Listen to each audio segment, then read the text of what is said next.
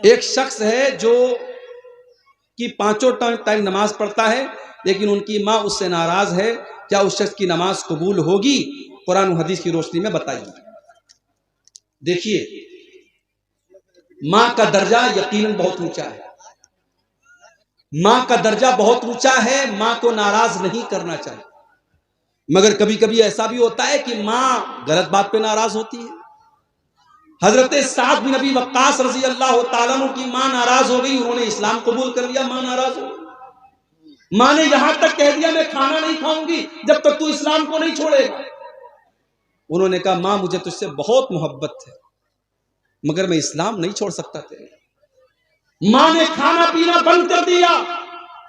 حضرت سعد بن ابی وقاص رضی اللہ تعالیٰ عنہ نے بہت سمجھایا، ماں تیار نہیں ہوئی، بڑھیا تھی، عمر ہو چکی تھی، تھوڑا سا ٹائم گزرا، بستر پڑ گئی۔ اب بستر پڑ گئی، اب خاندان کے لوگ آ رہے ہیں، ان کی ماں کی حال چال پوچھ رہے ہیں، اور جب پتہ چلتا ہے کہ بیٹے کے اسلام قبول کرنے کی وجہ سے انہوں نے کھانا پانی بند کر دیا ہے تو لوگ ان کو برا بلا بھی کہہ کے جا رہے ہیں کہ دیکھو اس کی وجہ سے اس کی ماں بیمار پڑی۔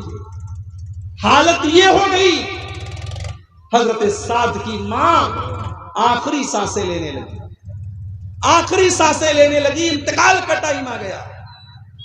حضرت سعد نے اپنی ماں سے کہا کہ اے امی جان، لو کانت لکی میت نفسی، اگر اللہ تعالیٰ تجھے 100 زندگیاں دے دے، تیرے اندر 100 جان پیدا ہو جائے اور ایک ایک جان تیری نکلتی چلی جائے اور تم مجھ سے کہہ دے کہ میں اسلام کو چھوڑ دوں، تو اے میری ماں میں تیری زندگی کو بچانے کے لیے اسلام کو چھوڑنے والا نہیں ہوں۔ ماں سمجھ گئی کہ میرا بیٹا ماننے والا نہیں ہے۔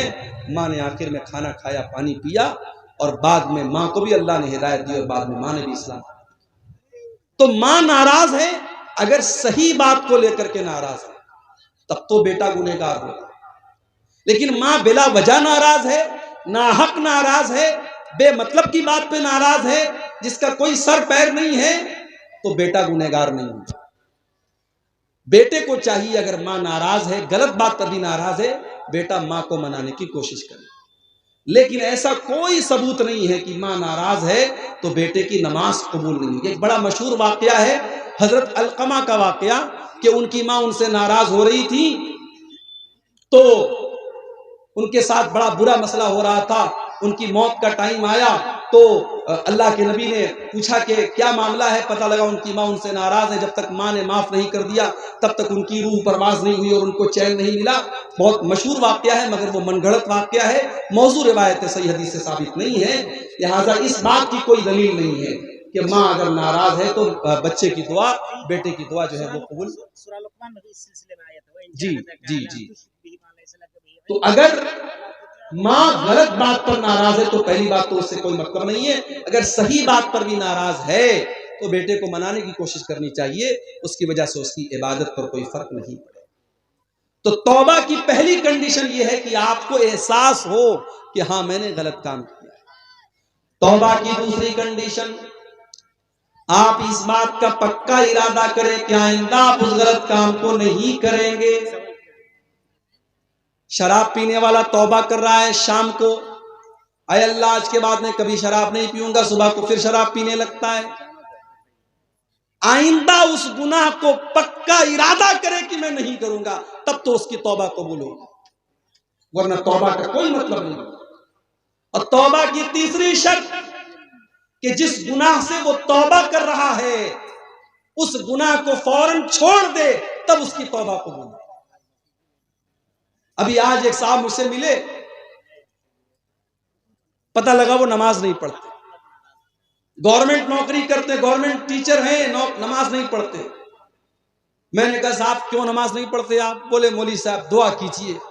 میں نے کہا نماز دعا پڑھنے سے آپ نہیں پڑھیں گے، نماز آپ کو پڑھنا ہوگا، وہ میرے دعا کرنے سے آپ نماز نہیں پڑھیں۔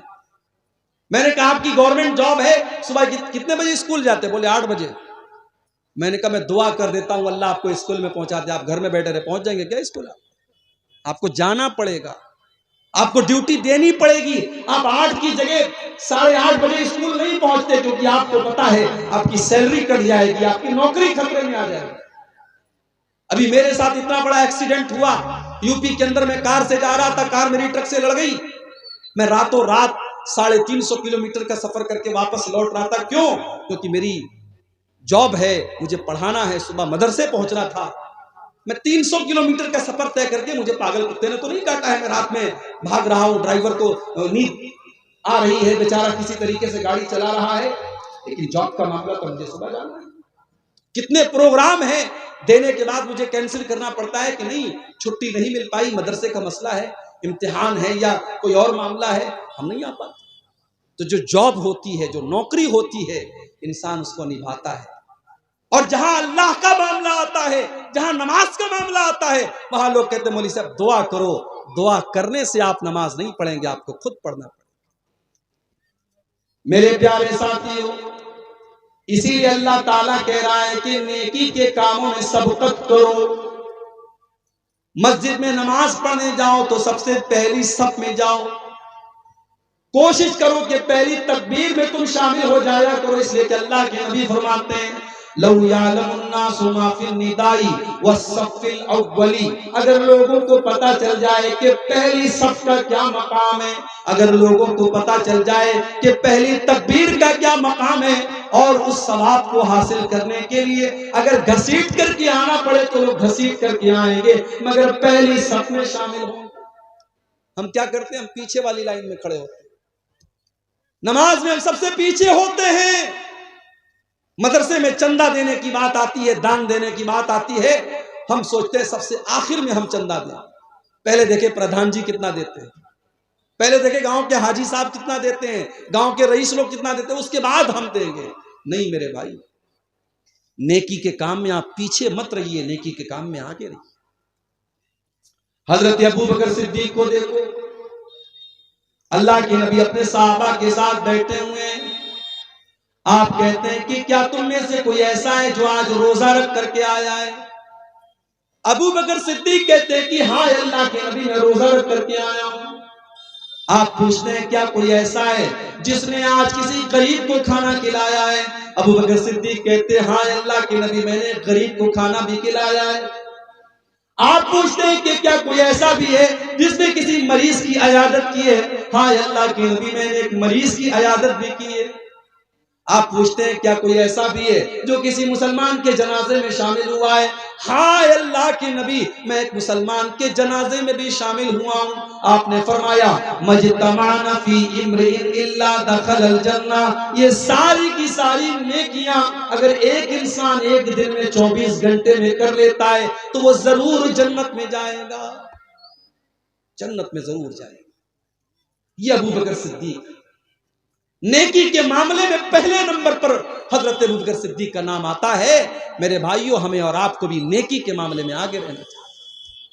آج کتنے لوگ ہیں جمعہ کی نماز میں، اگر 1 بجے جمعہ کی نماز ہونے والی ہے تو 12:55 پر ان کی شکل نظر آتی ہے مسجد۔ اللہ کے نبی فرماتے ہیں کہ جمعہ کے دن جو سب سے پہلے آتا ہے اسے اللہ کی راہ میں اونٹ صدقہ کرنے کا ثواب ملتا ہے، جو بعد میں آتا ہے اس کو گائے صدقہ کرنے کا ثواب ملتا ہے، جو اس کے بعد آتا ہے اس کو دمبا، جو اس کے بعد آتا ہے اس کو مرغی، جو اس کے بعد آتا ہے اس کو انڈا اللہ کی راہ میں صدقہ دینے کا ثواب ملتا ہے۔ اور جب امام خطبہ دینے کے لیے آتا ہے تو یہ ثواب لکھنے والے فرشتے ثواب لکھنا بند کر دیتے ہیں اور وہ بھی امام کا خطبہ سنیں۔ ہم لوگ تو اتنے بدنصیب ہیں کہ اونٹ چھوڑ دو، گائے چھوڑ دو، دمبا چھوڑ دو، بکرا چھوڑ دو، مرغا چھوڑ دو، انڈا چھوڑ دو، کتنے بدنصیب ایسے لوگ ہیں کہ جمعہ کے دن وہ تب آتے ہیں جب امام کا خطبہ اسٹارٹ ہو جاتا ہے، بلکہ جماعت شروع ہونے کے 5 منٹ پہلے وہ مسجد میں